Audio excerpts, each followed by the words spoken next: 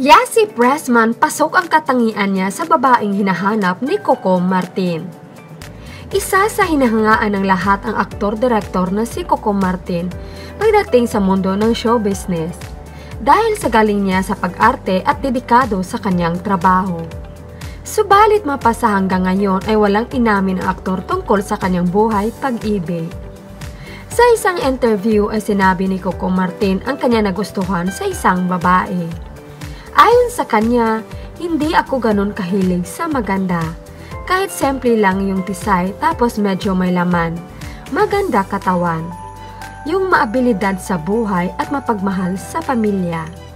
Siyempre, hinahanap ko din sarili ko sa kanya. At may mga katangian rin ang lola ko na hinahanap ko sa kanya. Gayon pa man sa sinabi ng aktor, natutuwa ang mga netizens.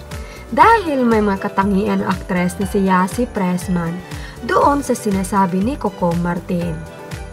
Kabilang na doon ang maabilidad. Makikita naman ngayon kung gaano ka-success ni Yasi Pressman dahil sa diskarte nito sa buhay. Nagkaroon ng maraming negosyo, maliban sa kanyang main bread and butter na dancing at acting.